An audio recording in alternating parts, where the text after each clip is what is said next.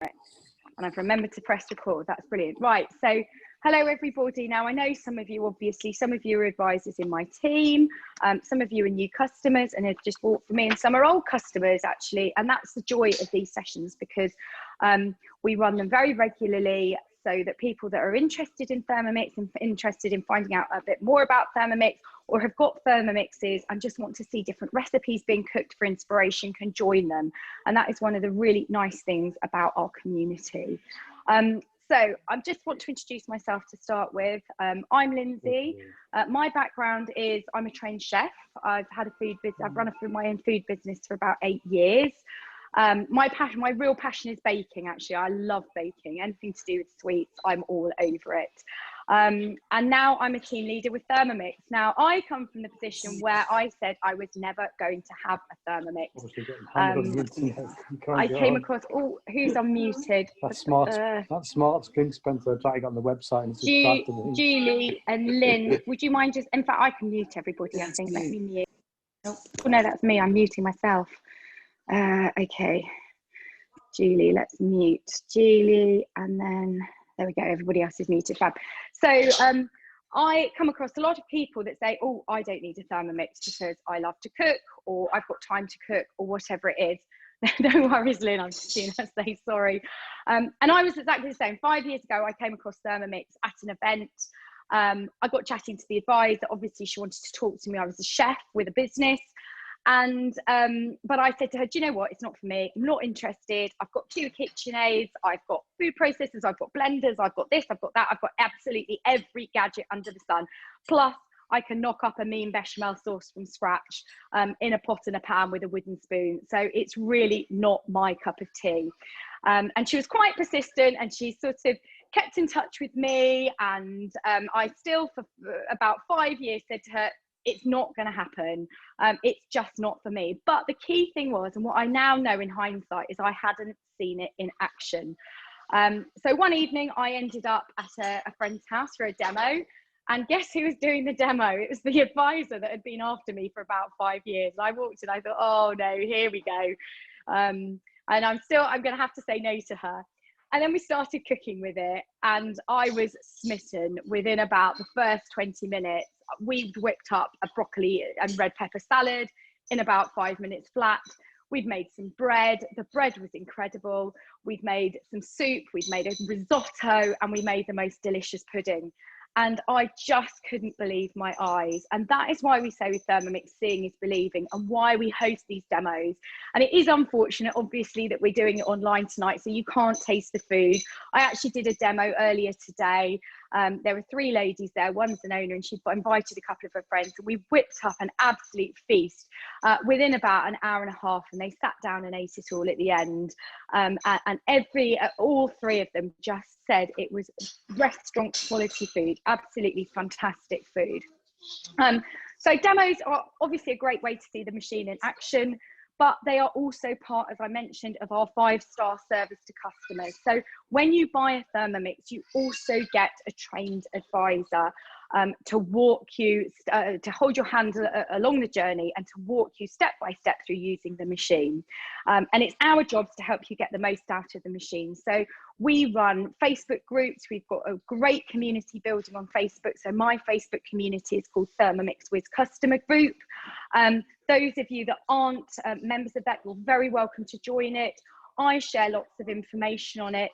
And my customers also, what I love about this community is customers share information and recipes that they have cooked and they've loved. And some even share recipes that they haven't loved, and that's absolutely fine. Hang on a minute, kids. I am going to start laying down the law in a minute, right? I don't care who it is. I just want it out, right? I'm going to lock you out in a minute. Right, just be quiet.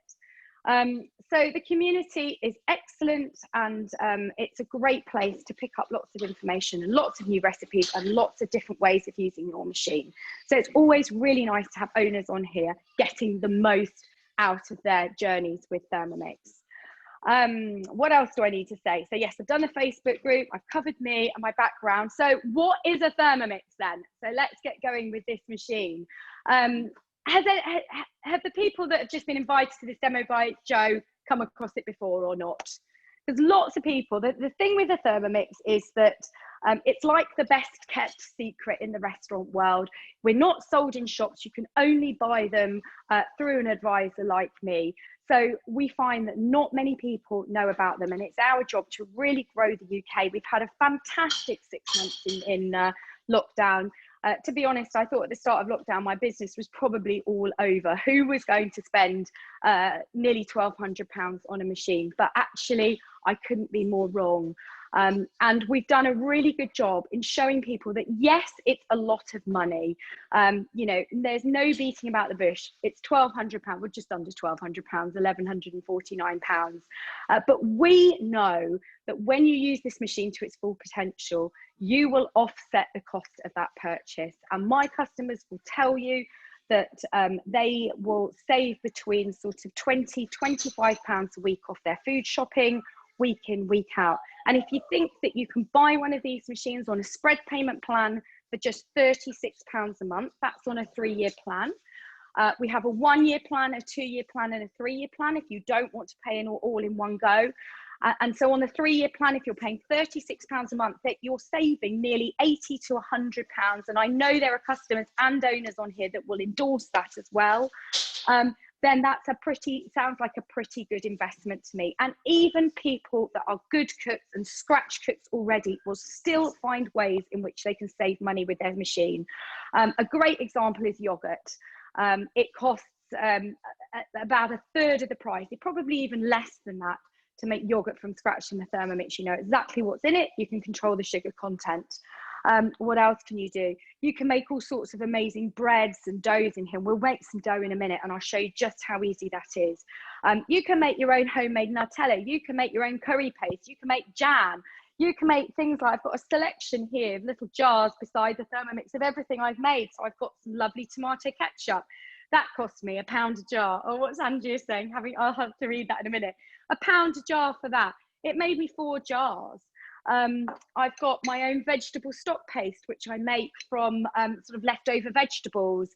I keep them all in a bag in the vegetable drawer, and then periodically make a batch of this beautiful vegetable stock paste. I no longer have to buy stock cubes, which are full of absolute rubbish.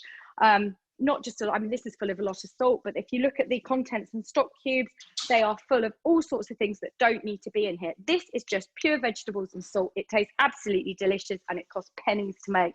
So there's that. What have I got here? I had a play last week with some caramel apple. I've got a beautiful caramel apple sort of spread, like apple butter. That is delicious on waffles and pancakes and toast and all sorts. Here's my little jar of yogurt. I get about 10 jars of yogurt out at a cost of about, I think it's about £1 actually, not even £1, because I use UHT milk, which costs about 60p. I use yogurt to start it, and I've got over a kilo of yogurt for about £1. Well, you can't buy it for that in the supermarket. What else can we save money on? Making butter. We're going to make some butter tonight, actually. This is some that I made at a demo earlier. It's about half the price to make your own butter against buying it. And not only do you get the butter, you also get the buttermilk to play with as well. So that's lots of different ways you can use your Thermomix. So what's different about it? Right, I want to get cooking in a minute because I don't want to start talking. But for a start, we've got this touch screen on the front. So you can see our 3 dials here. Can you see them okay? I know it's a bit wonky. Let me try and see if I can. Yeah. So we've got time, temperature, and speed. So that's how all our recipes are laid out, and it's a combination of those functions that will create your recipe. And the recipe will walk you step by step through the processes. What have we got on here? So this is talking to our Cookie Do app. So we have an app on a phone or an iPad or on a desktop computer, and our app is called Cookie Do, and it contains something like 66,000 recipes, and you can access all of those recipes directly on the screen using this search button here. So if I just wanted to search for something, it's exactly the same interface if you look at it on a phone. If I just want to look at a chicken recipe, let me just type in chicken and we'll see what we can find. Oh, not chickage. It's got a bit now, Lindsay, so it's just all light. Oh, is it? Yeah, I think it's just because it's, there we go. Is that better? Is that better? Yeah. Okay, yeah, I'm holding you a bit further away from the screen. Thanks for saying that. So it's just found me 300 results. But if I go into my filters and I take off, so this is the great thing again with these machines. We sell machines all over the world. So if I take off all those filters for the UK, so it'll just show you the UK recipes. If it's going to let me do that. No, it doesn't seem to like that. Hang on, it's just having a moment. Let's add in United States if it doesn't like that. And so it's put in, let me see if I can just put in English instead. Yes, that's what I was trying to do. Right, let's take off the United States now and take off the United Kingdom. Can you still see that screen? And then it's brought me up over 1,000 results using chicken. And you just scroll through them and think, oh, I like the sound of that. Chicken and chia burgers, that sounds very healthy. I'll click on that, loads the recipe, and I just press start cooking. And it will walk me step by step through the instructions. So in addition to that, I've got, through my front screen, I've got access to recipes that I save so I can create my own collections. So here we go, you can have a look at some of these collections that I've got. There's loads of them on here, ranging from baking to cocktails to mocktails to healthy food, a whole range of stuff. There's one that you might have just spotted my interesting stuff. I've got one called Random Stuff as well. Here we go, 17 recipes in there, and you won't believe what we've got in here. This one over here, I don't know if you can see that, butterbeer from Harry Potter, and all sorts of fun things, pumpkin donut fingers, and then what else have I got in here that I wanted to show you? Oh, it's done it in Big Mac style sauce. So you can find recipes for making your own Twix bars, Marzipars, Milky Way bars. The mind just boggles really at what you can do with this machine, and it just makes it so easy when it walks you through it step by step. So on top of those collections that I've created, I've also got saved collections. So these are recipe books that Vorwerk put together for us. And they're either saved into short collections of recipes or longer ones. So for example, this is a lovely book, this Thermomix Christmas book. So I just click on that and I can scroll down and select a recipe. The cheese stores is really popular actually, and then just press start cooking and it will take me straight into the recipe. So I've got literally access to thousands of recipes at my fingertip. In addition to that, I can plan out all my food for the week. So under my week, you'll see I've already loaded up the recipes I want to do today. So you'll see I've got like a planner of work here that I'm cooking today. So these are the recipes I'm going to do today, and some we did earlier on at the demo as well. And these are the recipes I'm doing at a demo tomorrow. So you can schedule all your recipes years in advance if you want to, certainly for the day, for the week, for the month. And then from that, through our app, we are also able to create a shopping list of ingredients. So once you've planned out what recipes you want to cook, you will then say, right, create my shopping list with these recipes, ingredients from these recipes in it. The app will do that for you. And then about 4 or 5 months ago, actually might have been 6 months ago now, we launched the function that we've been waiting for ages. And that was to be able to sync that recipe ingredient list with an online shopping provider. So now you can edit and amend it. So if you've got olive oil, if you've got garlic or whatever it is, you can take it off, you can add things to it. So if you need toilet rolls or you need batteries or whatever it is, you can add them on, and then you can send them over to, we've got 4 partners at the moment, Asda, Tesco, Ocado and Amazon Fresh, which I actually hadn't heard of before. And get this, you can then compare the prices between the different stores. And that is amazing. So I can see I've just had a question. And feel free, you can call out if you want to. You don't have to send it through the chat. But I can see that Lynn has answered it. Oh yeah, lemon curd, here we go. We've got a nice chat going on. Does it have lists of the likes of keto? Yeah, so we've got lots of keto collections. We've got huge amounts of gluten-free, dairy-free, everything-free, sugar-free, diabetic recipes. You name it, we've got it. And we've got a lot of plant-based and vegetarian stuff as well, as Sharon and Henry will tell you. The list is endless of what you can create with this machine, and you're really only limited by your time and what you can find on here. So I want to get cooking, really. I want to just show you how this machine works. So what I'm going to do in the first machine, very quickly, I'm going to whip up a lemonade, a homemade lemonade. So I know some of the customers have seen me do this before, but this is and it's such a shame you guys can't taste this actually, because this is a real party piece at a demo. It's ever so easy. So let me go back on to find my recipe. So I'm just going into my week. And then I'm going to load lemonade onto my screen, and all I'm going to do is press start cooking. So, and it literally walks me through this recipe step by step. So the first thing I'm going to do is weigh in some sugar. Now, when you've got a Thermomix, another way you can save money is you don't have to buy any other sugar than white granulated sugar. Obviously, well, you can actually make your own brown sugar in it, would you believe? Right, 2 people are coming in. So let's admit everybody. Admit all, are they coming? Here we go. So you don't need to buy any other sugar than regular white granulated, unless you want something a little bit different like Demerara, because we can make caster sugar in 2 seconds from granulated, and we can make icing sugar from about 10 seconds. So I'm just going to pop my scales on. I'm just going slightly off piste here with the steps because I want to make my caster sugar first. The recipe is calling for caster sugar. I don't have caster sugar, so I'm just simply going to make it. I'm going to put my sugar in, about 80 grams, and you can control the sugar content on this as well. So the recipe calls for 100. I happen to know that 80 is about right. You can even drop it a little bit lower as well. And all I'm going to do, I'm just going to come out of that and make my caster sugar, which is 2 seconds, speed 9. And what that's going to do is it means it's going to dissolve properly in the lemon solution. So that's gone in. Okay. I feel a little bit bereft actually, because I normally have 3 Thermomixes at these demos, and I've only got 2 tonight because I've got 1 out on loan. So I was just like, oh no, I normally have my 3rd machine because it just helps speed things up. But anyway, it'll force me to be a bit more disciplined and a bit more clever as to how I go about things. Right, so now it's telling me to put I'm going to show you that actually. So you probably can't pick it out too well, but yeah, that has definitely turned into caster sugar from granulated. It's a lot finer. Now it's told me to put 2 to 3 lemons unpeeled in and just halved. So look at this. I've just taken the lemon, cut it in half. I'm going to drop it in.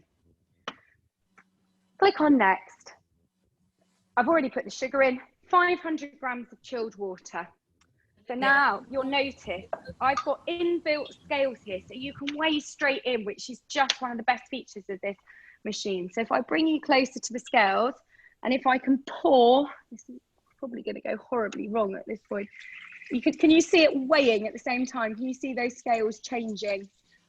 So you can just weigh straight in. And this is so unbelievably useful because it means you don't ever have to go rootling around a drawer, trying to find a set of weighing scales and something to weigh in. You can just go straight in. It really is one of those things. It's like when you've had a boiling water tap for the first time and you think, why on earth did I boil a kettle all these years when I can just get it immediately, have the boiling water immediately.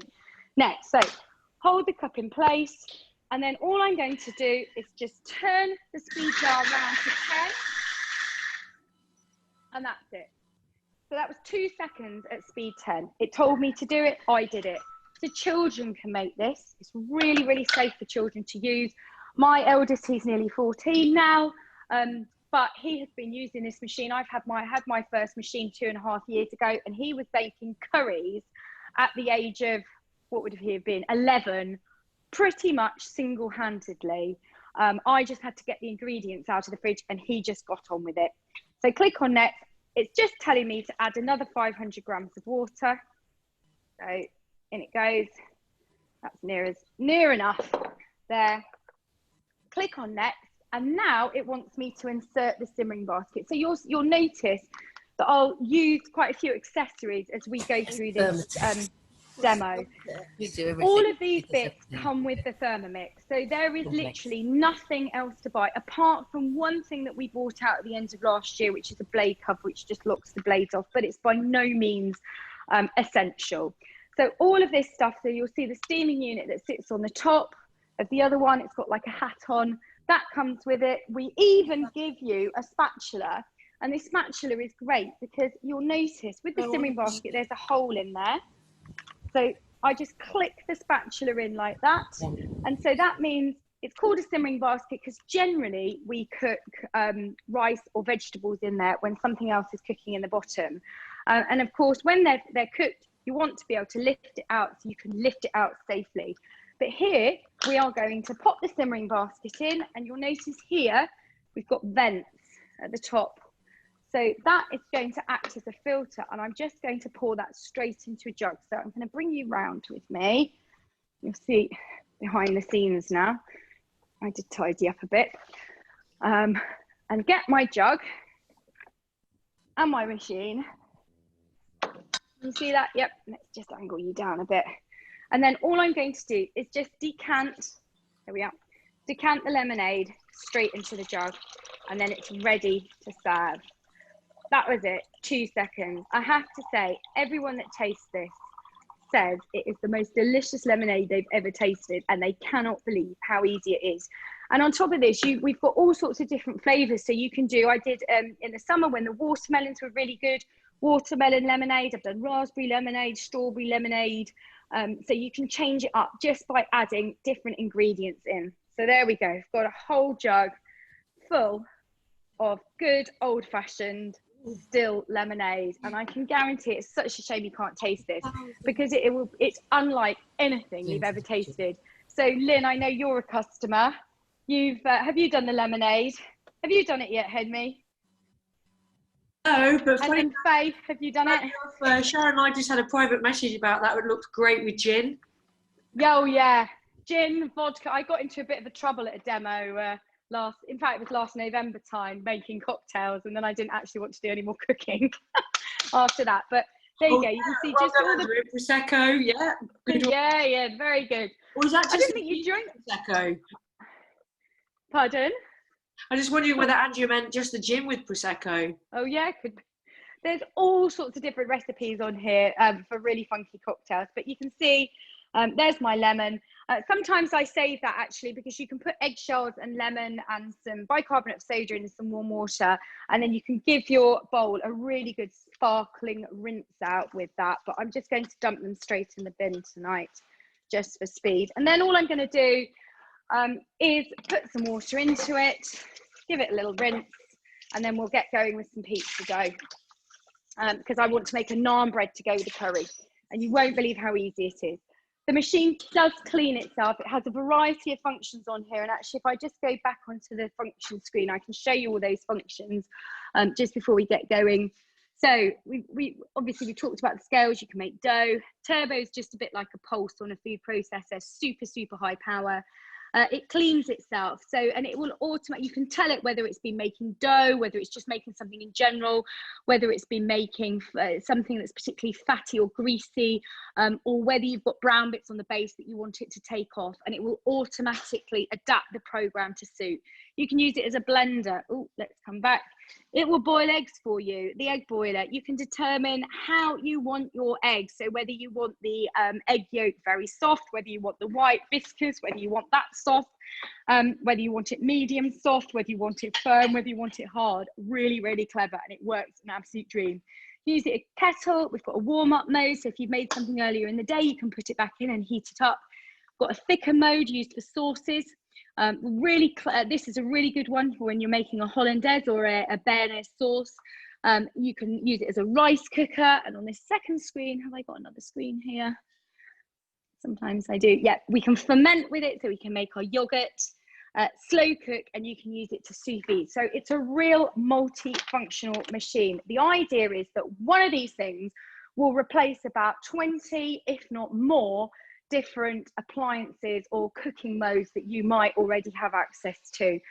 So great for people that don't have a lot of space and want to save some space and just want to have everything in one compact unit. So I'm going to. Oh yes, you're making. Sorry, because I've had mine now 2 weeks, I think, and I haven't used my oven since I've actually mixed. And I was thinking about it the other day, because it's just a standard plug. There must be quite a big saving in electric, because your oven takes quite a lot of electric, especially for me who's on my own.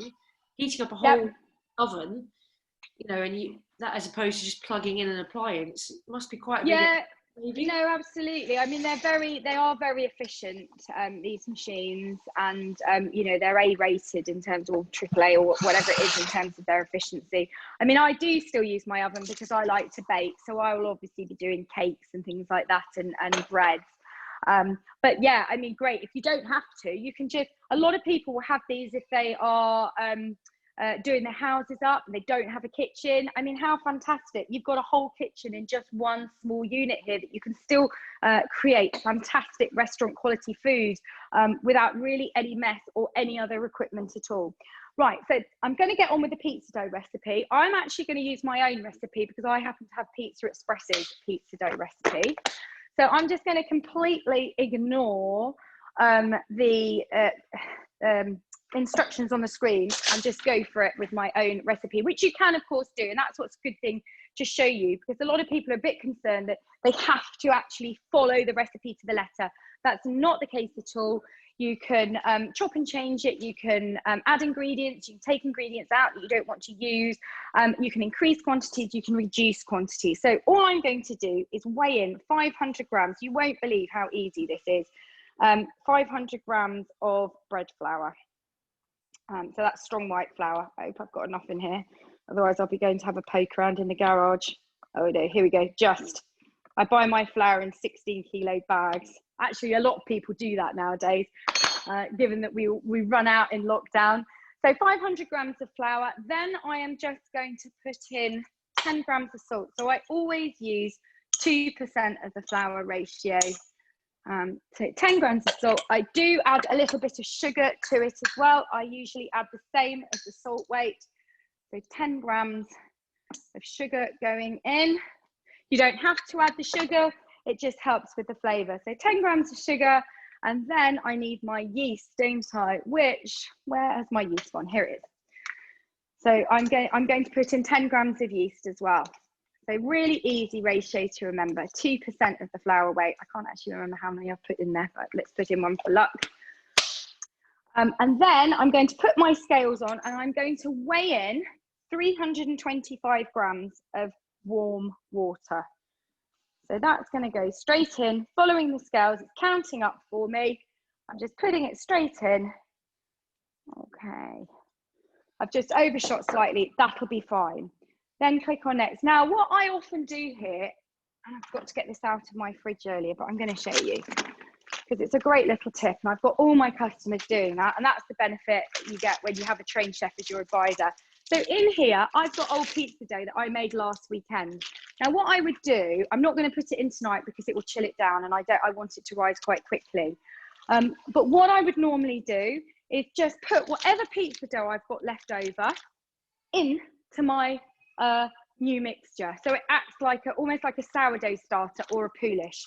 You can do it with 5 grams. You can do it with 20 grams. You can do it with, that's probably 150 odd grams. So I will just make a batch of dough once or twice a week and take off what I need in terms of portions, if I'm making pita breads or pizzas or dough balls, whatever it is, and then just keep it in the fridge and keep taking from it. And then when I'm nearly out, I make a new batch. So I've already put my sugar in. I'm just ignoring the recipe and I'm just going to click. That had water on the lid, so I'm going to have to dry my screen. The screen does not like water. Here we go. Let's dry it. And my dough function is going to come on. Just clicking through the recipe, and it's going to knead for 2 minutes. That's all it will take. Now, I used to build in my KitchenAid, and it would take an awful lot longer than 2 minutes. Let's just take you over so you can see it just come together. It's a, oh, you're in shadow. Hang on. Oh, I don't know if it's good. You've got the shadow of my phone there. I don't think that's going to work very well.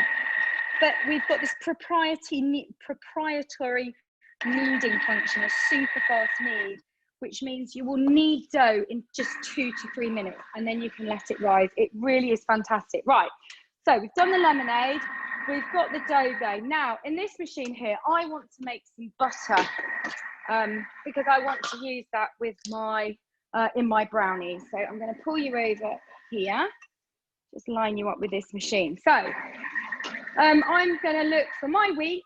And I actually don't think, oh no, I have got my butter in there because I did it earlier. So I found my butter recipe. all I'm going to do is start cooking. So it's telling me to insert the butterfly whisk. This is the whisk. It again comes as an attachment with the machine. So I'm just going to pop it in. It's a bit wet there. I don't want it wet. It's where we washed it out earlier and didn't dry it. So let me just get a tea towel and dry it up a little bit. So I'm going to pop the whisk in just so it sits over the blades and give it a little twist to secure it against one of the blades. That's the important bit. So Julie is a new customer. If you want to use your whisk, you put it in and you just give it a little twist. Okay. Then it will tell me to weigh in 500 grams of double cream. Here's my double cream at room temperature. Now this is a 600 gram pot, but I am going to put the whole lot in because there's no point me having a little bit left over, and we use quite a lot of butter, as you can imagine. So let's just scrape out. Make sure we've got every little bit in here. Okay, that'll do. I like to get every last bit. Click on next. My parents went through wartime, and I think that whole mentality is rubbed off on me. So insert the measuring cup into the mixing bowl lid. So that just means put the lid on, click on next, and now it's preset. Let me show you my dials on here, if you can see that. For 1 minute, no temperature, and I'm just going to turn that speed dial to speed 3.5. There you go, and it's whipping. And it's told me I might need to prolong it by a minute until the buttermilk separates. But I can tell, as soon as that buttermilk goes, I'll be able to tell, because the sound becomes really different. Now, already I've got over whipped cream. So that was less than 10 seconds. So if you want to whip some cream, you don't need to use a little whisk anymore and stand there for like 5-10 minutes hand whisking it. This machine will do it in less than 10 seconds for you. It started to rock, which suggests to me that my liquid is splitting out from the solids. Let's just have a look. It's still pinging everywhere. And sometimes, depending on how fresh the cream is, it doesn't go straight away. And you have to sort of play about with it. But usually it'll do it at least within the 2 minutes. Okay, so I'm going to leave that to go. I want to take my dough out while that's going. I might just have to set it out. So let me just show you what's happened to the dough. There we go. I don't think, oh yes, it has worked. It's like magic, really. I'll come back to that in a minute. Can you see the butter that's split out from the buttermilk? There we go, fresh homemade butter. So you can see the curds and the whey, basically, the solids are split out. I'll come back to that because I'll show you what to do with it. I'm just going to bring you back round here. Hopefully I won't lose you. Let's move my lemonade out of the way. I'm surprised my children, they knew I was going to. In fact, my oldest said, "You make lemonade, Mum," because I really love it. I want to get my dough out. So I want this to rise. So here's the dough. It's absolutely beautiful. All I'm going to do, and again, this is a great thing about the Thermomix, you can drop the blades out, take the base off, and really get everything out from underneath those blades. Now, I used to have a Vitamix, and it frustrated me hugely that I could not remove the blades from the jug, and the jug couldn't go in the dishwasher, but everything can go in the dishwasher. So here's my dough, really nice temperature. And of course you can bring the dough up if you want to. I use slightly warm water, but you can raise the temperature up to 40 degrees before you start. Oh, bye Henry, she says she's got to go. That's fine, it is Friday night. I'm very impressed that you're sacrificing your Friday nights to watch me, although I think I've got a few of you up in Scotland, and actually there's not going to be much going on for a while up in Scotland, and we'll probably follow suit soon again. Yeah, so I'm going to get every last little bit out of the blades. It's not crucial really, but I just like to. So blades are pretty clean, which is what I love about the machine. It's so easy to clean. And I'm going to reassemble that bowl. So Julie, if you can see how I've done that, because this is really important for you. Let me just show you. So this is what the bowl looks like. Obviously, it's used that way up. I'm going to upend it. I would usually put a tea towel underneath it. And to drop the blades out, you'll see there's a little lug on the handle, and I just twist it. It'll be really stiff the first few times, and then it will just loosen up. So the blade drops out, then to pop it back in, I just put it in from the top, upend it, put the base on, and give it a little twist. and that's the blade. So now all I want to do with that, usually I have a dough scraper handy, is I'm going to pop it into a bowl and just leave it to rise. So it's quite warm in my kitchen. So that is going to go over on top of my oven. Or in fact, I might just put it in a very low oven, just so I can force proof it a little bit. Oh, no, it's too hot in there. Let me have a think. No, I think that's too hot because we cooked in there earlier. Right, I'll just leave it on top of the oven. I don't want to kill my yeast. Right, so let's bring you back. I have to have a swig of wine like Keith Floyd in a minute and straighten you up. Okay, so I wanted to show you the butter next. This is what's happened in a minute. Can you see? Last time I did this, I actually managed to pour it all over my iPhone. You can see the curds are split out, so the solids are split out from the liquid. What I'm going to do now, so you're going to see my sink. I am going to get a simmering basket. Oh, that's had my lemonade in it. Looking at that thinking, what was in that? But of course it was the lemonade. Let's give that a rinse. Make sure my water's really cold. And then I'm going to drain, and I need another bowl out. Let me get a large bowl. Maybe even this will do. This one here. That'll do. So I am going to drain, if I can, my butter and buttermilk through this simmering basket. Can you see what's going on? Yeah, I think you can. And then hopefully the butter should just start to drop through.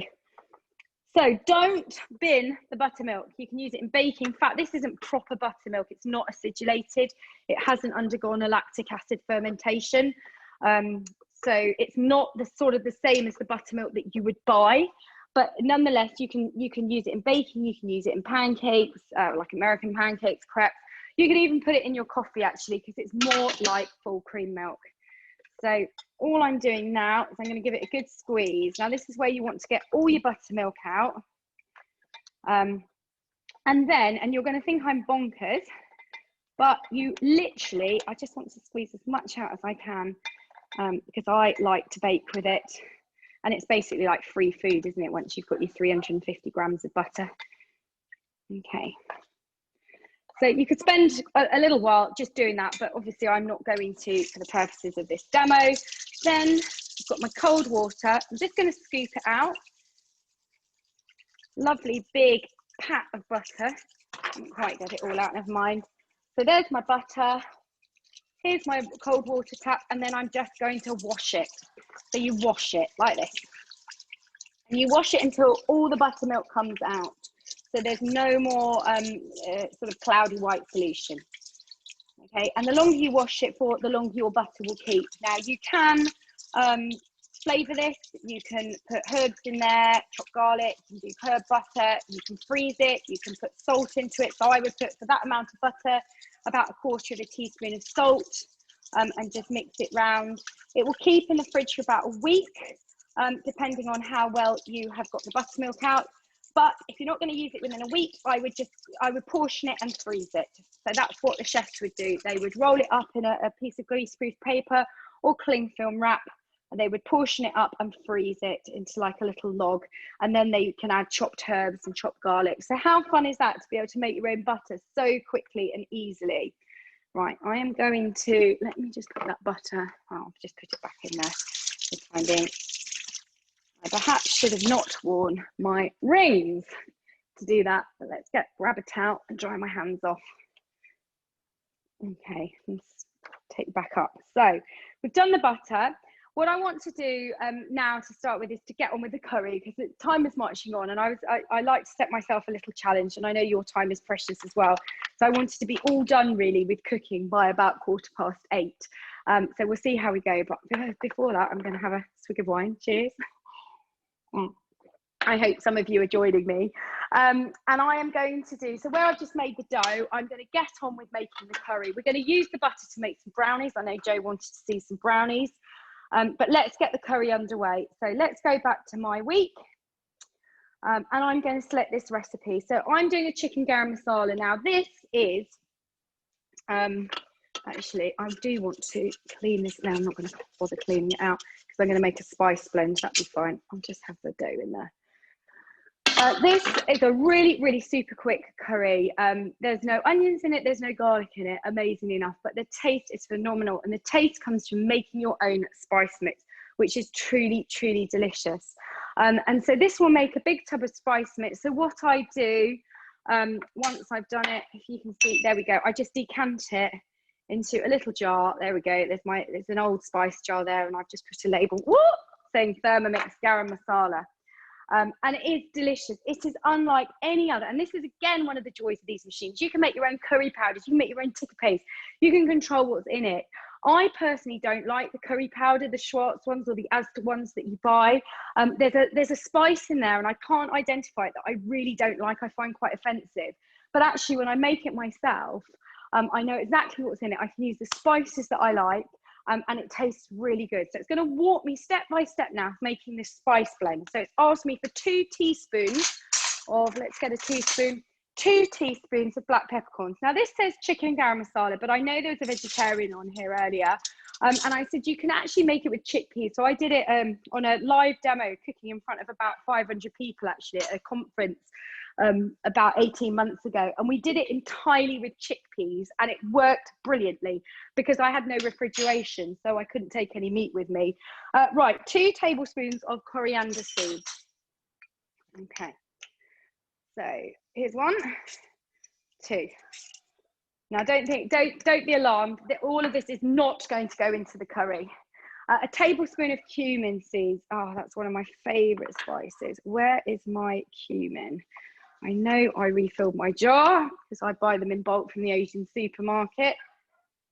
There we go, a whole tablespoon of cumin seeds, or you could put caraway seeds in there as well. Click on next, a bit of ground nutmeg. So in the nutmeg goes. So it's telling me ½ a teaspoon. So that's about that. Love nutmeg. So fresh. A teaspoon of cloves. So I'm going to use the whole cloves. You could use the ground cloves, I suppose, but I've got whole cloves anyway, so they're going to go in too. And some ground cardamom. Now, again, I've got some ground cardamom. This is quite difficult to find, but you can use your own whole tablespoon of it, actually. Wow. You can use cardamom seeds and just grind them up in a pestle and mortar. In fact, you wouldn't even need to put them in a pestle and mortar. It would just grind in there. So I would just put cardamom seeds in there. A tablespoon of ground cardamom. ½ a teaspoon of ground cinnamon. So here's my cinnamon going in. And the smell on this is just incredible when you make it. And it is delicious to use it in your own curries. Right, a dried bay leaf. Well, I actually forgot to get that out of the garden earlier, so that is not going in, and it certainly won't be dry because it's been raining this afternoon. So now it wants me to put the lid on. I'm just going to make sure that it's dry, my lid. Put the lid on and insert the measuring cup. And what it's going to do is it's going to grind these up now. So it's not even going to toast. So some of the recipes call for the spices to be toasted before you then grind them. And of course, you can absolutely do it in the Thermomix. So it saves you having to stand there with a pan. You toast them in the same bowl that's going to cook it later. So it just minimizes the washing up. So you've got 40 seconds, speed to 10. I'm going to turn all around to speed 10. It's going to make a big old noise. So this is, if you can hear me over the top of it, you'll often hear these machines in use like this on programs like Saturday Kitchen or MasterChef. If you watch Professional MasterChef or MasterChef The Professionals, you'll see these on every single bench. All Michelin-starred restaurants have them. Heston Blumenthal has actually 15 of them, and one of his dishes can only be made in the Thermomix because of its precise temperature control facility. So they are domestic machines, but they are used and really recommended and endorsed by professional chefs. So that's done. I think it was, I can't think who it was. It might have been James Martin or one of the presenters of Saturday Kitchen a few months ago. Couldn't believe the noise that he was trying to have to talk over, and they were blending something up for a couple of minutes, and in the end they just had to stop it. So there we go. I have got, wow, that's gone up my nose. a beautiful spice mix. I'm going to decant that into a bowl because I don't need all of that. And then I will just refill my jar, as much of that out as I can. As long as the bowl was dry before you did it, you shouldn't have any problems. There we go. I've got a whole bowl full of beautiful, fresh, ground garam masala. And the smell on it is just delicious. So I'm going to click on next. Now it's telling me to transfer to an airtight jar and set aside. So it literally, it's like cooking by numbers. It will just walk you through it step by step. Next, so now actually I'm just going to deviate slightly from this recipe because it worked quite well earlier. I did a vegan curry. Actually, Sharon, if you're still on here, you'll like this one, the sweet potato and spinach curry. It's absolutely delicious. And you make your own cauliflower rice to start with. So I'm going to do that. I'm going to just drop my cauliflower in there. I'm going to come out of that recipe. It's going to save the recipe for me. A little bookmark, I can show you, has appeared on that screen. You see that little green bookmark? So it's saved the place in the recipe. I've come out of it. So I go back into it and it takes me back to where I was. So I'm just going to press that. The bookmark's appeared. So if I go back to my week, and I'm going to find my sweet potato and spinach curry with cauliflower rice. So I'm just going to load that. I've put my cauliflower in, click on next, and now it's just going to make the cauliflower rice. And one of the guests said to me, I cannot believe how quick and easy it was to make this cauliflower rice. She said, because actually, and I don't want that lid, it's full of spice. She said, when you buy the cauliflower rice, actually, no, I am going to use that lid because I don't want to put cauliflower onto where I'm making a brownie. It's really expensive, already made up, and she had no idea. She buys bags of cauliflower rice, and she said, well, if I get one of these machines, I'm never buying one again. So 3 seconds, speed 5, it's going to chop it up for me. Now it's going to ask me to scrape down the sides. So here's my little spatula. Okay, I've just got somebody else coming in. So that's pretty good. I didn't have the full amount of cauliflower, but that was 3 seconds. I don't really think that will need any more chopping. What am I going to do that? I might just run it.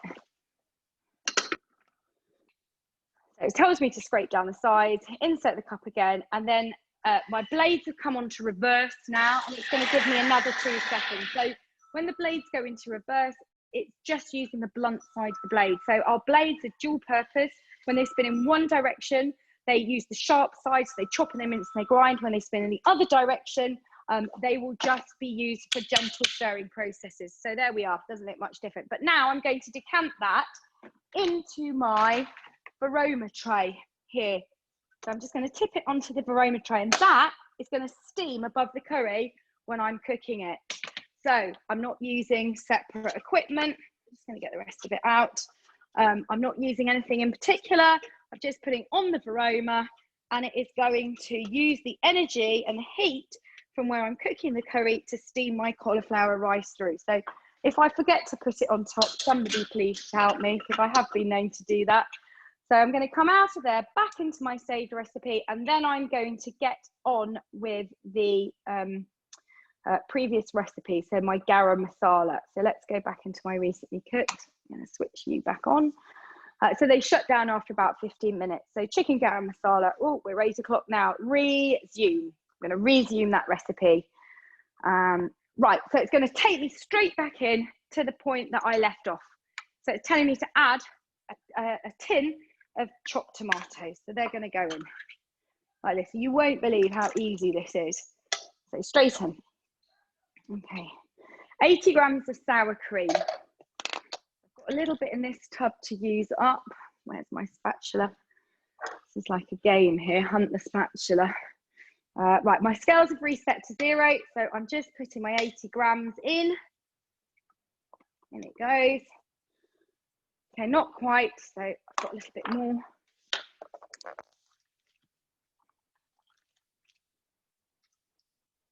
There we are. Right, got a little bit over, but never mind. It doesn't tell you off if you've gone over. Right, 50 grams of butter. Oh, well, I'm just going to use some of this butter from earlier, actually. So, big wedge of butter. That wasn't quite 50. Now, if you were, you could use coconut oil here if you were dairy-free. or you could use some olive oil if you wanted to. I've done it with coconut oil actually at a demo when I did a paleo demo a couple of years ago. That worked really well. Some sugar. Now it says optional. I'm not going to bother putting my sugar in. Now what it wants me to do is put the simmering basket on the top, because the simmering basket is going to act like a splash guard for you. So multifunctional. Pop it on the top, and what that will do is it will stop all those tomatoes spitting out the top when it's cooking at high temperature. So for the first time, I think this is the first time we're going to apply some heat. Oh, isn't it? So the recipe is preset for 12 minutes at 100 degrees, and I'm going to turn that speed selector to 2, and it's just going to cook away for 12 minutes. So while it's doing that, I am going to move to my second machine and have a swig of wine. And I am going to find my brownie recipe. So let's go into my week. Lindsay, were you going to cook the cauliflower on top of this? Yes, yeah, thank you for the reminder. Do you know what? I'm going to cook it when I put the chicken in. But do remind me again, because I bet I will forget. Actually, do you know what? I'm going to cook the cauliflower now. I may as well. Then I can just reheat it the last couple of minutes of cooking time. So yeah, I'm at 100 degrees, so that should be enough to cook the cauliflower. So the cauliflower goes on top instead of the simmering basket. So yes, one less piece of equipment not to use, not to dirty. Brownies, start cooking. Now I'm not going to put the walnuts into these because my kids, no doubt, if they last long enough for Monday, if I don't have nuts in them, they can take them into school. So it's telling me to preheat the oven to 170. That's what I've already done. Grease the cake tin. Now I happen to know that these brownies sit really nicely in just a standard foil tray baked tin from Asda. So that's what I'm going to use. Now it wants me to put in 250 grams of chocolate. So let's take that whisk out. And I only made butter in there, so I am not going to worry about cleaning it all out. So, a whole bar of chocolate, little chefy trick for you. I'm not going to sit and break up each individual piece. I'm going to go like this. And that is my chocolate bar cut into pieces before I open it. You don't do it when it's open, as somebody did at a demo. And then wondered why the chocolate went everywhere, all over the floor. So that's 100 grams.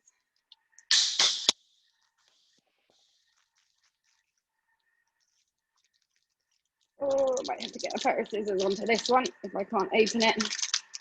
Oh, there it goes. 200, and it wants 250. That's about half of this one. Right. So I'm weighing straight in. 250 on the nose. Lovely. Right, put the lid on. Now, again, this is going to make a really big noise. So it shouldn't be too bad for you, but it'll make a big noise to me. The dog runs a mile when I do this, but he's used to it now. So it's going to chop it all up for 7 seconds. Oh, just time to have a glass of sneaky sip of my wine. There it is, it's behind. Obviously not. So that chopped my chocolate up in 7 seconds. You probably can't see it because the light is so bad in here. But anyway, you'll have to take my word for it. Actually, I could probably take you over to where the light is. That would be a bit more sensible. There you go. You can see it. All chopped up, 7 seconds. Take you a lot longer with a knife. Right, now I want 220 grams of unsalted butter cut into pieces. So I am going to probably use this butter here. Now I haven't drained it properly, but I'm going to put it straight in. So let's see, let's grab that spatula. It's going to be a little bit wet, but never mind. It's always good to use the butter that you've made. I might just add a little bit extra flour to compensate for the fact that I haven't rinsed all the buttermilk out. Okay, so my 220 grams of butter weighed straight in. No need for scales. Now, what it's going to do is it's programmed. It's programmed to heat for me at 4 minutes at 70 degrees, and I just need to turn this selector to speed 2. Going, and it's telling me it's just melting that. So that's going to melt away now for 4 minutes. Okay, so I've got my curry cooking away. There's just 8 minutes left to go on this particular stage of the curry. And then there's now 4 minutes to go whilst we melt the chocolate. So what I'm going to do is I'm just going to have a little look back through the chat to see if any questions have been raised that I can answer. Oh, Lynn says she's enjoying a Friday night cider. Fantastic. Enjoy. Andrea, my only moan would be there is not enough heat for us in this recipe. We like it spicy. So, Andrea, do you mean in particular the chicken garam masala? If so, then you can just add chili if you want to. You can make it a little bit spicier. It's down to personal preference at the end of the day. I've had people that say it's too spicy for them, and we all have different palates, and you can amend and adjust it as you want. So yes, if you find you like a little bit more heat, then by all means put in some dried chili flakes. Yes, it's all BPA-free plastic. That's asked by Helen. Yeah, I've got a full breakdown of all the plastic, and absolutely. And does it tell you the speed to use? Yes, Dawn, every single function is preset for you, and all you have to do is, let me close that chat window. All you have to do is turn the dial until you reach the function that it says. So here, you probably can't see it well enough, but the green, it's highlighted in green actually. Before you turn the speed dial, there's just a very sort of faint outline of green, so it tells you exactly where you're aiming for on that speed dial. And this one knob will operate each dial depending on which is highlighted. So if the speed dial is highlighted, that means that was just the last one that was in use. Okay, so that's melting. Has anybody got any questions for me at this point in time? Let's have a look. Oh, look, my dough. Oh, go on. My dough is rising. Is somebody going to ask? Yes. Can I ask a question? Is that okay? Yeah, absolutely. Yes, please do. So my son loves a curry, but he's very texture orientated, so he can't stand lumps and things in his curry mix. Does that make it? Can you choose to make it quite smooth and if you hides the vegetables in it? Can you just take it? Sorry. Oh, sorry. You'll just have to ignore the fact that I'm here. You'll just have to take her out of the way, darling, or maybe give her a bath. Okay, so you were asking about texture. Yeah. You can absolutely grind things down a lot more finely. You can even blend the sauces if you want to. Yeah. Okay. So yeah, you would just alter the speed to suit. So after it's finished the cooking process, you can of course then just say if you wanted to blend it, put the blend function on, or if you just wanted it ground down a lot more finely, you can use the speed to do that as well. Thank you. Just increase the speed. Oh, okay. That's brilliant. Thank you. Brilliant. Anybody else? Has anybody got anything? Please don't feel worried about asking questions. That's what I'm here for, to answer as many as I can. Okay, so I've got 25 seconds left to go on here. I'm just going to have a little look in there, and actually I'm going to stop it because it, as you can see, has melted away. So I'll just lift the lid up, and there we are, beautiful melted chocolate and butter. Okay. So click on next. Now it wants me to add 380 grams of sugar. So scales have reset to 0. I'm here with my sugar. I'm just going to add white granulated, 380 grams.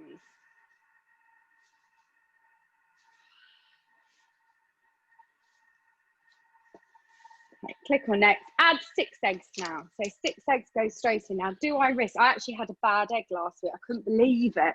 I haven't had a bad egg in years, but just for speed, I'm going to crack them all in. I might actually just put 5 in, considering that I've got quite a lot of liquid in here already through the butter. 1, 2, 3, 4, 5, and these are quite large eggs. I'm going to put the 5 eggs in instead of the 6. That seems to make sense to me.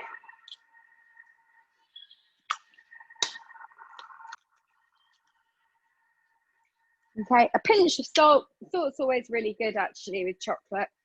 So I will put that in. Little pinch. and 150 grams worth of flour. So I need to get my plain flour out. Again, I hope I've got enough. It's probably just about enough in there. Now you could, if you were gluten-free, just use gluten-free flour here. I've done them with gluten-free flour. They work brilliantly. Okay, so put the lid in. Click on next, and now it's just going to mix it all together for a minute at speed 4. Okay, there we are. So we'll mix it for a minute. Now I've got 2 minutes left to cook on my curry, and I can already see, I don't know if you can see the steam coming out of there. There's some steam escaping, so you can see it steaming. I lift that off, you can see it steaming the rice. I'll put that back on. There we go, you see the condensation in there because it's got warm. Now, I think I've just seen another question flash up on the chat. Let's have a quick look. RE speed, everything is pre-programmed, so it presets the time, temperature and speed. Yes, absolutely. So that's on a guided recipe, and I often get asked the question, well, what happens if I want to freestyle it and use my own recipe? I've got my own recipe for bolognese or chili or a curry, a family favourite or a cake. What do I do? And I always say to people, well, you would just find, while you're just getting to grips with the way the Thermomix works, you would find a similar recipe on Cookie Do, load it and follow the steps and the processes using the same times, temperatures and speed, and just swap it for your own ingredients. So it's really, really easy to cook your own recipes. And that's what a lot of people are worried about to start with, because they think it's a completely different method of cooking. It's really not. It's just a combination of time, temperature and heat, which, to be honest, is what we do when we cook on a hob as well. Right, click, done. It says click on next. So let's bring you back here. Straight down the sides of the mixing bowl. Now, where is my spatula? There we go, that'll do. So that's a beautiful, beautiful gooey, I don't think you can see that with my lighting, gooey chocolatey recipe, gooey chocolatey mixture. Let's bring you over. So I'd forgotten we've got Faye on here who is gluten-free. She does a lot of gluten-free cookery with her Thermomix. So yes, rest assured, Faye's done some fantastic recipes with her machine since she's had it for about 6 weeks now. So that's my mixture. Now it's asking me here, it wants me to add some shelled halved walnuts. Now I could add in pecan nuts in there if I wanted to. I'm not going to put any nuts in today, but I've just given it a scrape. So I'm going to give it another 10 seconds at speed 4, and then we're going to decant it into the tin.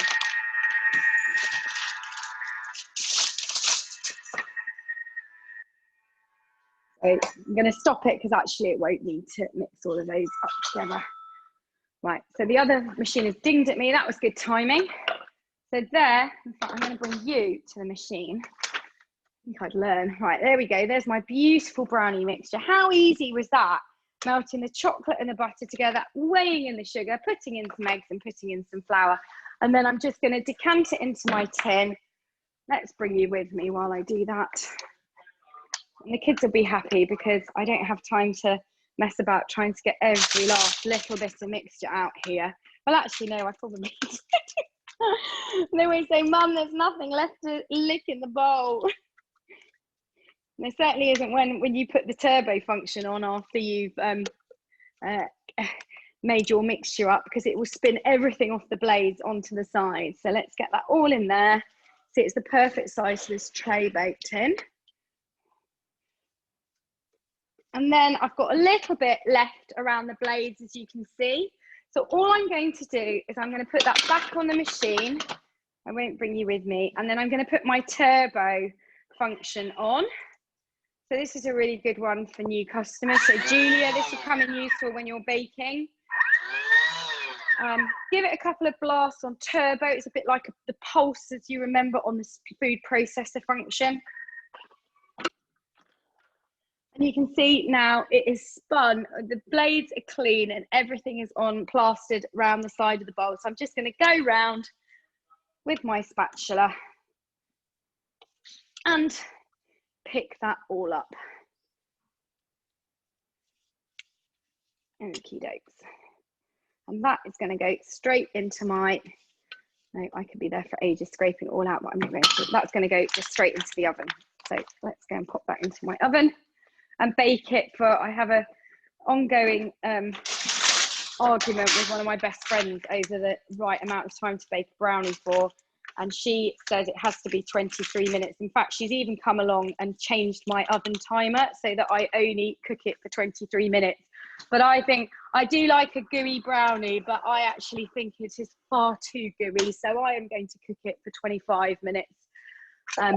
And sometimes even then you might want to give it a couple of minutes more depending on your preference. So let me just set my timer because no doubt I will forget. So 25 minutes goes on there. And then I'll come back. My bread is rising beautifully. Let's show you what my bread looks like. Can you see that in there? It's risen really nicely. So it's almost at the top of the bowl now. So that's ready to work with. So I'll show you how we're going to make some naan breads in a very easy way. I've also got some peshwari filling, so I'll make a peshwari naan too. I just had another message come in. No, I don't think so. Right, okay. Right, so let's remove the cauliflower rice during the time being. I'm just going to pick up another tray, pop it on there. So what it wants me to do now is add 2 tablespoons of the reserved garam masala spice mix. So let's take that lid off. Smells really good already. Put in 2 tablespoons of that mixture, and the rest I'll just decant into my jar. Now it wants me to place the simmering basket again instead of the measuring cup on the mixing bowl lid. What I'm going to do is just put my cauli rice back on there. I think it will be done in 10 minutes, but I'm just going to give it the benefit of the doubt, and it will just stay warm in that aroma. So it's going to cook now. The spices and the tomatoes are going to all cook together for 3 minutes. And while that's happening, I'm going to move you back to my other Thermomix, and we're going to clean out the bowl. Ooh, look, I missed a bit around there. Yum, yum, yum. So I'm going to now get this bowl, this machine, to clean itself. It has a cleaning function on it. So you just want to cover the blades with some water. I use warm water and then a drop of washing up liquid. You can use the pre-clean function, of course. I'm not going to because it takes about 8 minutes, and that's far too long. I don't have 8 minutes. But I do need to find my lid. Where's my lid? Here it is. Let's put my lid on, and then I am going to just give it a quick blast with the turbo instead of using the pre-clean. If I had the time, I would do the pre-clean, but I don't. So just a couple of minutes, couple of seconds of a pulse, like that, and that'll probably be enough just to clean itself out. You'll see it's all foamed up. There we are. So that's just foamed up, and all I'm going to do is just tip it down the sink, give it a quick swoosh round with my little dish washer, and then put it back onto the Thermomix. So it makes it just cleans itself. It's so easy. And I know Dawn, if Dawn you're still with me, you had a question about that that you asked me earlier. And yes, we have now improved the pre-clean function. So that's another great thing about the Thermomix. All of the new functionality is now delivered through software updates. So it's not like an iPhone. When you get a new iPhone and you know 6 months later or a short period of time later, they're going to bring out another one. Well, with the Thermomix, we brought this new model out last summer. They've always said they would leave about 8 years between models. And we are now updating this model continually through software updates. So we have already acquired new functions. So we've got the egg boiler mode, we got the warm up mode last week or a couple of weeks ago. And we've also got a really incredible thing actually. We've got on-screen video tutorials. So if you're going through a recipe now, especially with some of the baking recipes, and you are not quite sure of how to shape a bread roll or how to shape a loaf, then you can just click video and it will play a video through the interactive screen on the front, Just showing you how to do it with a pair of hands is really, really clever. So that's gone back on there, and I'm just going to clean out my lid because I was going to make a very quick frozen fruit sorbet as well, just to finish off with. But I wanted to just deal with this naan bread to start with. Just make sure that's all clean. Okay, that was good timing again because my curry has now finished. Oh, okay, somebody else coming in. So the cauliflower rice is now beautifully steamed. Let's take that off. Click on next on the curry. So now it's going to ask me to add the chicken. Now here, you don't have to add chicken, you can add chickpeas. So I'm going to add a bit of both actually. It wants 500 grams. Just trying to find a spatula so I don't have to wash my hands. I'll just use this one because it's had some butter on it. Okay, let's reset my scales to 0. I'm putting 500 grams of chicken. Now I've gone over, I happen to know it makes quite a lot of sauce, this one, so I've gone over it. And then I can add some chickpeas if I want to. I can do this just with chickpeas, or I can just put some chickpeas in as well. So they're going in.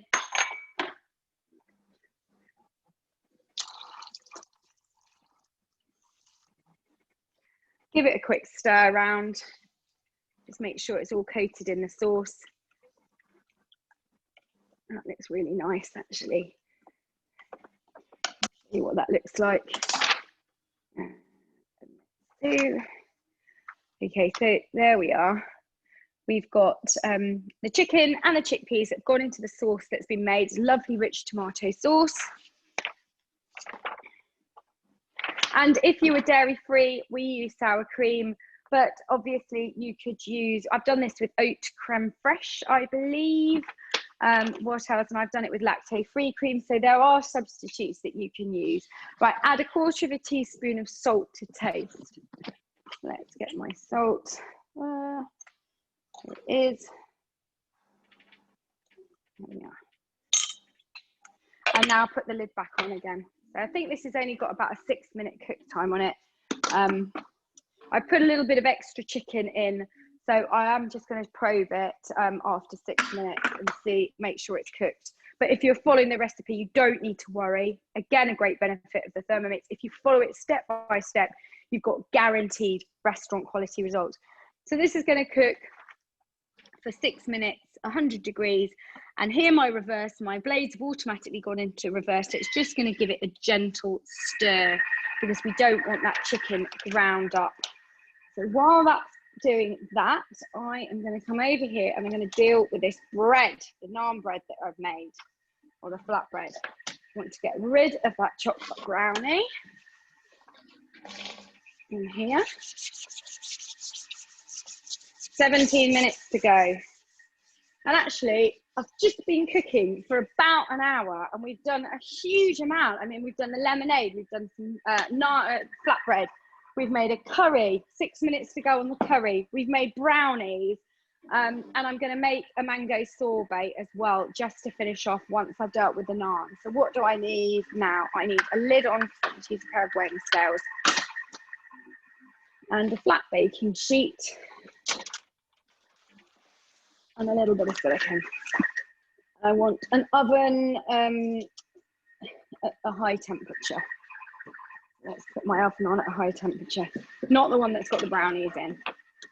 Okay, and in fact, I think I'm going to have a glass of lemon. Has anybody got any questions? Are you enjoying it so far? Are you enjoying somebody else doing the cooking rather than you? Although I do appreciate it's not quite the same if you can't get to taste it all at the end, and that is my favourite part of Thermomix demos, is watching people taste it. Okay, so I've got my beautiful dough here. I'm just going to get out and use the spatula to help me. The spatula is really good for working with dough. And then I just want to take off for a naan or a flatbread. I just want to take off about 100-gram portion. I take off that to make pita bread as well, about 100 grams. So let's get some flour down for this. And this just makes incredible bread. I mean, I make all our sort of sliced bread I do 2 farmhouse white loaves every couple of days. It's just ridiculous how quick it is. Now I want these to be about 100 grams, so I'm just going to use this as a set of weighing scales and weigh straight on. I've gone over a little bit. That's it. So 100 grams, and another one is 100 grams. I think that one is a little bit over. That's not too bad. Just whip that off. Right, so that can go back in my bowl to the side. And then just to make a naan bread, or I'd do the same if I was doing a pita bread. You see I think you can see my work surface there. Let's just angle you a bit further down. I'm just going to squish it down, roll it out into sort of a rough teardrop shape. Just slightly wet this dough because I did go a bit over on the liquid. Just make sure it's nice and even. So if you get a nice even roll on it, and you use these to make pita bread, that's all a pita bread is basically. And quite often for my kids' lunch boxes in the morning, I will just make fresh bread like this. If I've got some in the fridge, I will just pull out of my bag a 100-gram portion, roll it out, put it on a baking sheet, straight into a hot oven for 7 minutes. And there you go, beautiful fresh pitas for lunch. As long as you've got an even roll like that, they will puff up beautifully and make little pita pockets in a hot oven. This one I'm going to make a Peshwari naan with, so I'm just going to flatten it out. I'll use a little bit more flour. And here I've got some Peshwari filling that I made ages ago. So I've got some raisins, some desiccated coconut and almonds in there. It is a Thermomix recipe. It's ever so easy. You just put them all in and grind it all up. And then you've got a big pot like that that you can keep in your cupboard and use. So to make my Peshwari filling, I'm just going to put in somewhere between just under a tablespoon, I suppose, of filling. Then I'm going to just gather it all up around the edges like that. I like loads of filling actually. I'm going to cram a bit more in. I love a Peshwari naan.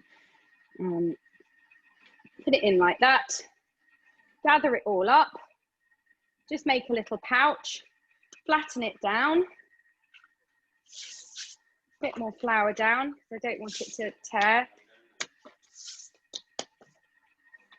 And just roll it on both sides very gently. So this will be my one. Just roll it, and you can see that the mix is starting to come through. That's absolutely fine. I've got a little baby clinging to my legs because I think she's going to bed. She seems to have calmed down now, which is great. Oh, my son has come and stolen the lemonade. Why don't you help yourself to some lemonade? There's a whole jug of it there. Okay. So there's my Peshwari naan, which is just going to sit on my baking sheet alongside my standard naan. Like, darling. And then once it's out the oven, I will just drizzle it with some honey just to finish it off. But I'm going to pop these back over onto the oven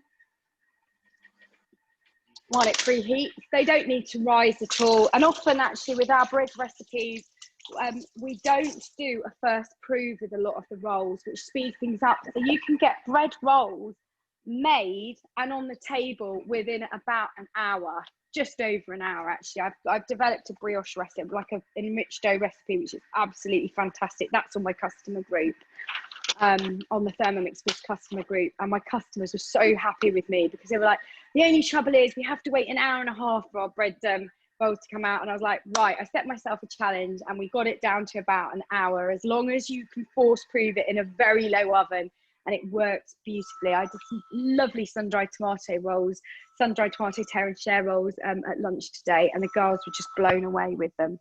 Okay, so my curry has now finished, and it just says adjust to taste and serve hot. So in about an hour from scratch, I have made a fantastic healthy curry. Look at that, that looks lovely. And it smells absolutely divine. It's just a shame you can't taste it really. A lovely healthy curry. I've made the bread to go alongside it. I've made a drink. What else have we done? Oh, no, I've made a pudding. I've made chocolate brownies. I mean, that's just pretty ridiculous, isn't it? I know I've got 2 machines, so it does speed things up. Oh, and I've made butter. And now the last thing I want to make, I'm just going to put my lid back on. The joy of these stainless steel jugs is that it will keep it warm as well for you. So it will stay quite happily warm in there for a good couple of hours as well. So I don't need to worry about having to reheat it. So the last thing I wanted to show you, when my oven's up to temperature, I'll put the naan in. But I want to show you one of our signature recipes in a Thermomix, and that is a frozen fruit sorbet. So whenever I do these at demos, people just can't believe how quick and easy it is. It's literally just made from fruit. You can add sugar if you want to, or you could sweeten it with something like a banana. So I'll either do this or a berry foam generally, and a berry foam is a real showstopper because it whips up like an aerated mousse, and it is just frozen fruit, sugar, and a bit of egg white. And if you're vegan, you can use the brine from a tin of chickpeas instead of the egg white. So there are options. But this one, I'm dying to try this because I'm going to do it tomorrow at a demo, and I just want to make sure it's a good recipe, although lots of people have told me they've done it and they think it's fantastic. But I don't want to serve something with that I'm not happy with, and it's called a mango and turmeric sorbet. So how's that for like health benefits for you with the turmeric in there? So let's load that up. Now it's asking me to put some raw sugar in here, 80 grams of raw sugar. I don't have raw sugar, I've just got normal sugar. And this is, it's so quick and easy, it's ridiculous, this recipe. Where's my sugar bag? Okay, so 80 grams of sugar. Now I think what it's going to do is turn it into icing sugar. So I'm really pleased that you'll see this. And again, you can use coconut sugar in here. You could use sort of sugar replacements if you wanted to. It's entirely up to you. Next, now a lime zest. Now I don't actually have a lime zest, but I do have, because my limes weren't looking too great earlier, but I've got some essential oil here, some lime essential oil, and these are edible food grade. So I'm just going to pop in a couple of drops of that. These are really strong, so I'm going to be careful with them. Okay, now put the lid on, click on next, and now it's going to make icing sugar for me. So 10 seconds, we're going to have icing sugar. Oh, hang on, have I just had a little message? Oh, who said I'm in awe? Oh, Lynn says I'm in awe of all you've achieved. I was just thinking the same. A sweet and savoury one. Wow, Lindsay, what's on your worktop? Oh, what's on my worktop? I don't know where you mean. Did I get that from Sally Ann? Yes, I get my oils from Sally Ann. Okay, yeah, they're doTERRA oils. They're the only oils I would use to cook with. Right, here we go. So there's my icing sugar with the circles. Oh my word. Okay, yeah. So this is let's just take you over here. This is a from Kitchen Craft actually. What would I call it? It's just like a sort of a food preparation mat. It's really good for rolling out pastry. So it's got a circle. So if you're lining tart cases, you can see how big you need to make it because it's all got measurements on it. And it just means that all my mess is contained on here and not on my wooden work surface. So it's just from Kitchen Craft. And I think I got it off Amazon or eBay many years ago. There we go. Okay, so that's made my icing sugar. Click on next. 500 to 600 grams of frozen mango. So I might actually, if I was being clever about this, I should have just halved the recipe really, because we'll end up with loads of this, but my son loves mango. So I'm sure we'll be able to turn this into a mango lassi or something. So here's my frozen, it's just frozen fruit. So you can do this sort of thing. It's called a frozen fruit sorbet. It's one of our signature recipes. I'm making the mango and turmeric one, but you can do it with any frozen fruit. You can do blueberries, strawberries, raspberries, you name it. So I'm going to dump all of that in. It's going to make a huge noise for a minute, actually. And then 50 to 100 grams of almond milk. Now that's one thing that I did not have. Well, I do have it, but it's old and I'm not sure that I want to use it. So I'm just going to use regular milk, actually. Let's put some regular milk in there. And again, I mean, you can make your own almond, nut-based, plant-based milks. It's so easy to make almond milk in it. It's ridiculous. It literally takes about 3 minutes. You can make your own nut butters, so peanut butter, almond butter, cashew butter. It's so much cheaper making them, and it's so easy to do it. A lot of people have tried to do it in food processors and just given up because they're just not powerful enough. But this will chew through the nuts really, really quickly and just do it for you very easily. Okay, now it wants me to put in some turmeric, half a teaspoon of ground turmeric. Oh, that's a bit more than half a teaspoon. Ooh, there we go. Don't want to put in too much just in case my son goes, oh, I'm not eating that. And some coconut flakes. Oh, I don't have them to hand. Never mind. Right, let's put the lid on. It'd take me half an hour to dig out my coconut from my cupboard. You want to see my pantry, it's quite ridiculous. So I put the lid on, and then I'm just going to turn it to speed 8. And it's going to make a really big noise. I might see if I can find my coconut while it's doing that.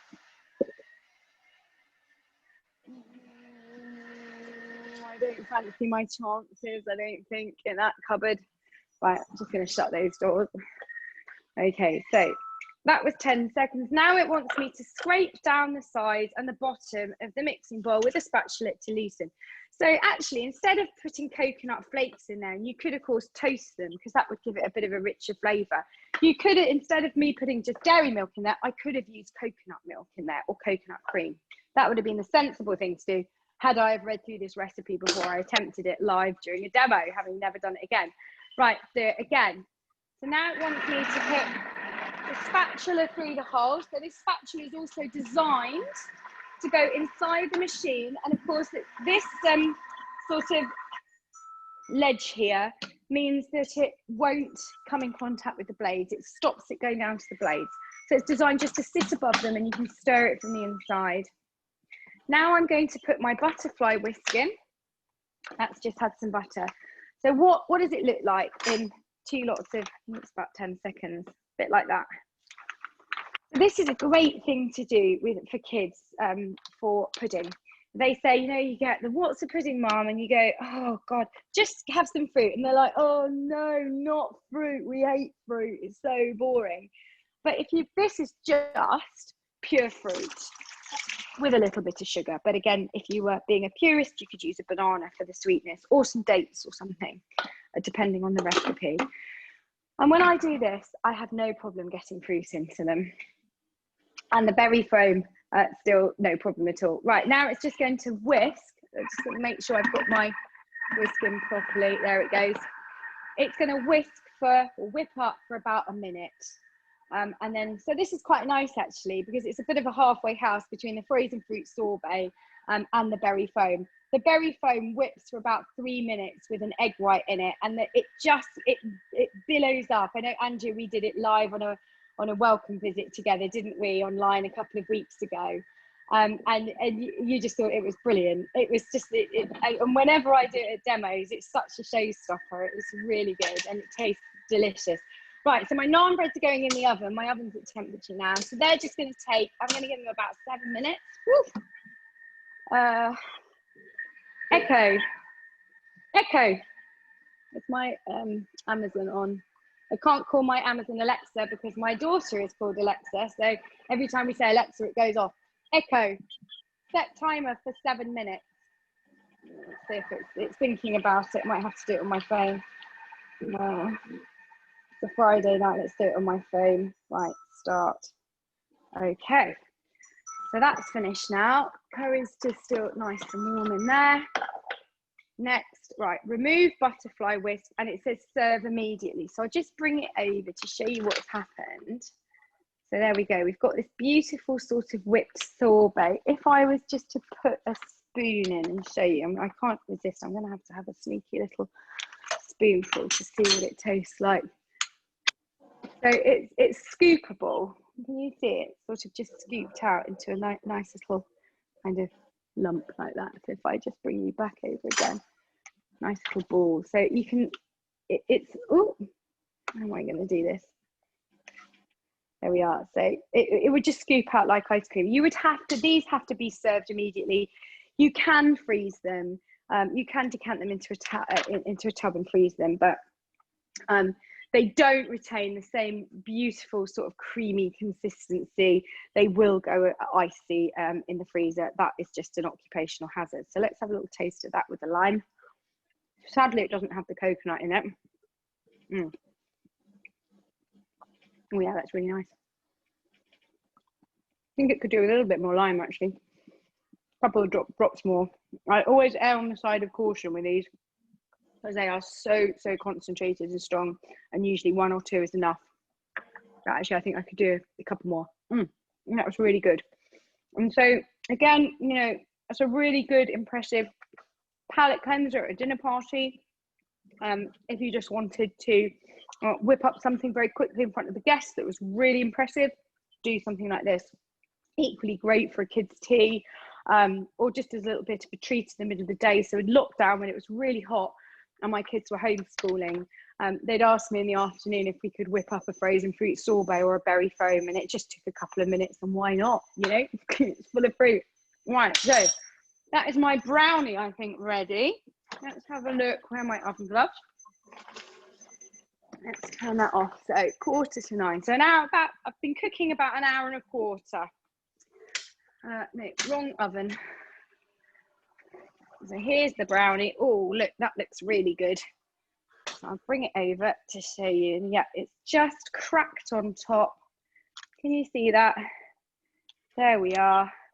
Got a little bit of a wobble on in the middle. So I think that's absolutely perfect. So Nick, it's 25 minutes, not 23. So I'll leave my brownie there. In fact, I'll just bring you over so you can see it a little bit better, because my lighting is much better over here. Can you see that brownie? There we are, just sitting there. A little bit of a wobble, still in the centre. It's lovely, sort of soft and springy, and I'm just going to leave that to cool. So the kids will be happy with me tomorrow. Brownie, lemonade, and some mango and turmeric sorbet. So that is the end of my cooking. So you've seen, I will plate it all up. So when I serve it, I will just take a little picture, and I'll put it onto my Thermomix Whiz customer group so you can see what the finished items look like. I'll also share it to Joe's messenger group as well. I hope you've really enjoyed that. What do you all think? Has anybody got anything that they'd like to say? Oh, Joanna, Lindsay, you've cooked up a storm. I know, I'm getting warmer and warmer in here. It's a good job that my lighting is dull, because I'd have a bright red face, I'm sure, if you could see me in the flesh. So my next question is, who gets to eat it all? Yeah, well, that's the only sad thing about these online demos, is we have to eat it. And I'm kind of a bit over we tend to sort of stick with recipes that we know work really well at demos. So things like, and that are quick and fit within a certain time scale. So risottos, curries, some soups, and some very quick stews. But of course, if we do them over and over, then we do get a little bit bored with them. But yeah, my husband's there just a bit. But of course, if I go out to cook live at people's houses, then it's a different matter, because they haven't tasted it all before. But yeah, I mean, the butter chicken is just to die for. That's my eldest son's signature dish. That's the one he loves to cook. It's a bit like a chicken tikka masala. I make it healthier by not using all the cream. There's about 500 grams of cream in that recipe. I put in 100 grams in a can of tomato soup. And I've got all my customers doing the same, and it is just as delicious. And what does Andy say? But most people cook the same stuff over and over. Ask Jamie Oliver. Yeah, exactly. Lindsay, I'm very impressed. So that was Gillian. Thank you. I'm hungry. Yes. I think my neighbours were very impressed. So Andrea, did you get that from Sunny Ann with the circles? My neighbours were very impressed. Fantastic. Oh, I've got some lovely comments there.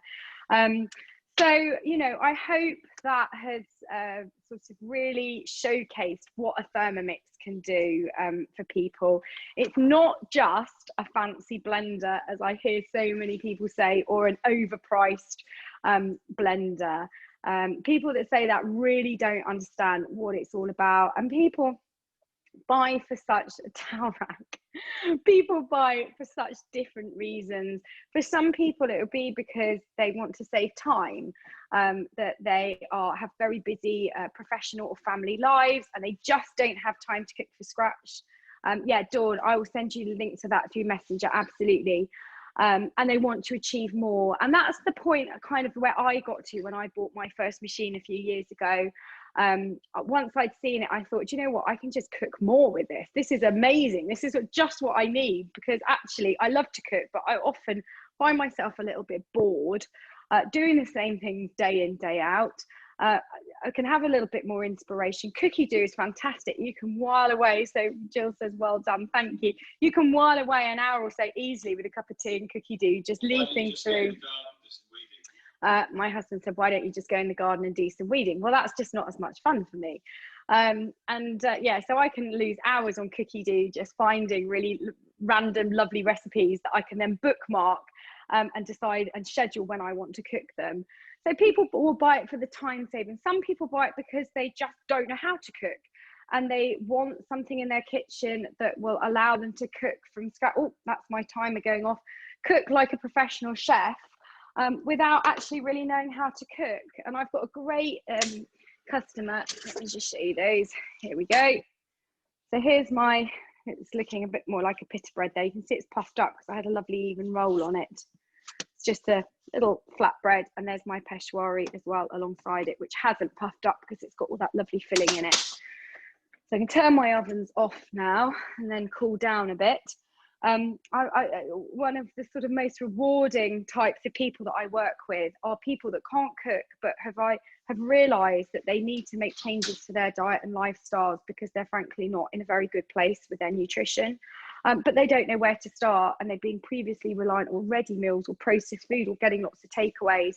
And I've got customers that say that it doesn't just save them £20 a week, it's actually saving them nearly £200 a month, because they're no longer relying on takeaways on a Friday and Saturday night to the tune of 40 or £50. And they can easily make a curry that is as good, if not better, and certainly a hell of a lot healthier than any takeaway from scratch easily with this machine. So people like that really inspire me, actually. And one of them in particular, who'd been watching me for a while and said, you know what, I think this is what I need. My husband's diabetic, my kids are pre-diabetic. I really don't know what I'm doing in the kitchen. And she has just transformed her family's health through using a Thermomix. And she was the one that said to me, have you not made butter in it yet? This is about a year ago. And I said, no, do you know what? I haven't. She said, it's ever so easy. I go and buy go down to the co-op when the cream is reduced to 20p. I buy loads of it, I churn it all up to butter, and then I freeze it. And then I might chop up some herbs in the Thermomix and make garlic and parsley butter or dill butter or whatever it is. And I was like, Tracy, who are you? I do not know you. It was lovely to see, and really, really rewarding as a chef to see that my sort of passion and has inspired another family to make some really positive changes. I'm just going to plug in my phone because it's telling me, I've talked for so long, it's telling me I've got a low battery. So before I lose you, I'm just going to plug you in again. And then there's people that will buy it because they are concerned about the environment and all the packaging and the plastic that they're using. Hang on, just make sure I've got the right lead in. It's an absolute minefield, all this technology here. Yeah, because if you can save a lot of plastic usage on your plastic if you're making things like yogurts. You don't have to keep buying those little sort of muller corners. I make my own, what they're called mummy corners now, which my kids hate me saying that. But the creamy vanilla yogurt is absolutely delicious. You can make a little fruit compote or a little jam, put them together. There you go, homemade muller corners at a fraction of the cost of buying it without the use of plastic. So there was lots and lots of different reasons why people buy these machines. Some just think they buy it because it looks great on their worktop and then they don't use it. But they're not my customers, because I make sure that I inspire my customers to use it every single day. And I'm constantly coming up with different ways in which they can use it and developing my own recipes as well. So there we go. So the last thing really to mention to you, hang on, is we've talked about the cost of it. Let me just double check on the chat that I haven't missed anything. Where am I? Andrea, I live near Grantham. So I'm East Midlands, so sort of near Nottingham.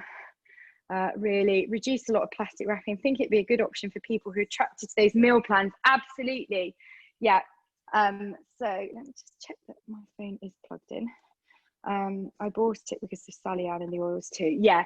So Angie's a customer who was referred by another customer, which is always fantastic. And so actually a lot of my business now comes through referrals, which is really nice, because obviously people become so passionate about these machines. They want to share it with others. And generally, once people have seen it in action and tasted the food, then it goes on that wish list. So yes, that's pretty much me done. I just wanted to mention that this month we do have an offer on for people buying their machines. So we've just launched this wonderful range of stoneware, if you can see it. These pieces, it's a shame again that you can't sort of see and touch them in the flesh. We've got a beautiful range of stoneware which really, really complements the Thermomix. And they're designed to, once you've sort of prepared food in the Thermomix, you can then bake on the stoneware. And the stoneware is really versatile. You don't have to clean with washing up liquid. It's naturally non-stick. It gets better with age. It's a really good quality and oven to table piece, beautiful pieces.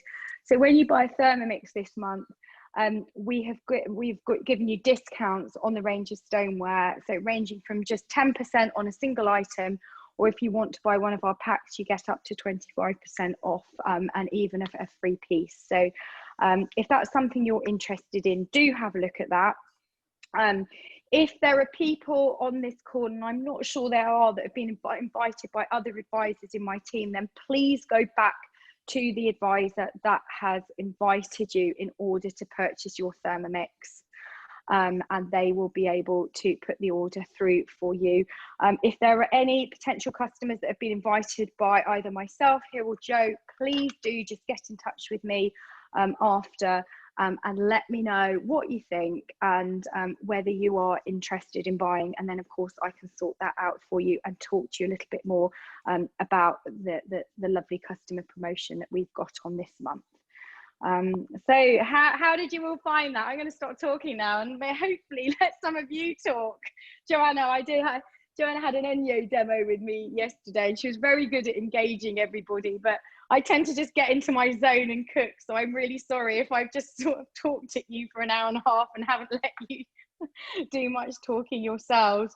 But you know, I think people are very fascinated to see how these machines are used by a professional chef who gets the most out of them. So there we go. Oh, so Helen said really interesting. Lynn's loved it. Hang on, let's have a look. Loved it, but I'm not the one that you need to convince. Who's that? Is that your other half, Lynn? Yeah, you need to get, it's funny, you know, actually, no, I know, sorry, I thought you were somebody else. Yeah, Lynn's an existing customer. Yes, it's usually the husbands that go, oh, I do these beautiful demos, and all the wives go back and say, I've got to have one of these, and the husbands go, how much is it? No way. So I said, get me in front of him and I would change his mind. And lo and behold, it's always the husbands that say no to it the most. That when they eventually get one, say it is that they don't know how they've lived without it. And again, that's a really good thing to see. Taking notes, now going to play. Oh, brilliant, Julie. Well, I'm glad I've inspired you. My husband called it a towel rack and now he loves it. Husbands don't need to know. So I bought a Magimix at the start. No, Helen, you wouldn't need your Magimix. In fact, I've just put I had two beautiful KitchenAid food processors and blenders. I put them on eBay, finally, because you don't need anything else other than the Thermomix. And it does a huge amount more than a Magimix, because the Magimix can't heat. It can chop, but it won't chop like one of these, and it won't chop as quickly as it. And it doesn't have cookie dough and access to 60,000 recipes that are delivered to you via a touchscreen. So yeah, they're very, very different pieces of kit. But sell it. But you can always find somebody to buy it from you. Right, here else. Where are the recipes? Yes, so that's a really good point, actually, Nick. Now, Nick, you joined a little bit late. Would you mind just popping in the chat? How did you find out about this demo? Are you from Joe or from one of the advisors in my team? That would just be really handy. I've had a KitchenAid blender for 20 years. and I use it for making a smoothie most mornings. Presumably, yes. Yeah, I mean, a Thermomix can make a smoothie, absolutely, because it's got that blend function on it. So it will make you a smoothie in a minute. And we again have loads of recipe collections for that. But before I go off the subject, because Nick asked, you can all, if you want to register on Cookie Do, so that's our app. You can download the app to your phone or an iPad. And you can look at it online just through a web browser. So that would be cookiedo.co.uk. If you register an account, you get 28 days free access, so you can have a good look around. I would recommend that you change your filters. So you'll see on the top left of the screen, there's a little button saying filters. Either go into that and either take off UK and switch it to English, or you can add on the US, Canada and Australian markets as well. Once you widen the search to English recipes, you'll find a lot more. But yes, it's a really good thing to have a look at Cookie Do, just to get yourself acquainted with the sorts of things that are on there via Hen, the sorts of things that are on there. And when you buy a machine, you get 6 months free access to Cookie Do. And then it is just £30 a year thereafter. So amazing value, about less than £3 a month.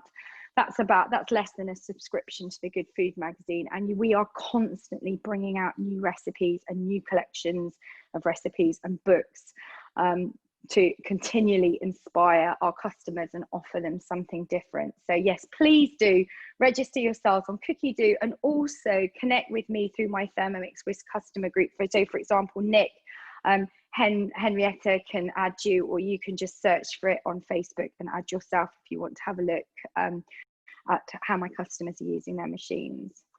Right, so chat. So Lynn said you get 6 months free, then it's about £30 a year. Fantastic. How much is Cookie Do after trial? So I think I have, right, Joe's had to drop off because she's got to go and get her daughter. So I think I've pretty much answered all your questions now. If anybody's got any other questions, then please feel free to connect with me through Facebook and ask me directly if something sort of comes to mind in the next few days that you want answered. Off to make a gin fizz in my Thermomix. Yay, that sounds fantastic. I'm off to pass out. I've just done 2 demos today now, and I've got 1 tomorrow. So I think if I have any more wine, I'm just going to be sozzled on the sofa in a minute. Okay, so it was really lovely to meet you all this evening. Thank you for engaging and asking loads of questions. Hope you enjoyed it. Connect with me through the group. I'll post pictures on, but thank you very, very much. So I'm going to say goodbye for now and shut it down, and have a great evening. Bye-bye. Yeah, and if anybody wants to stay on, then please do and ask me some questions. Okay.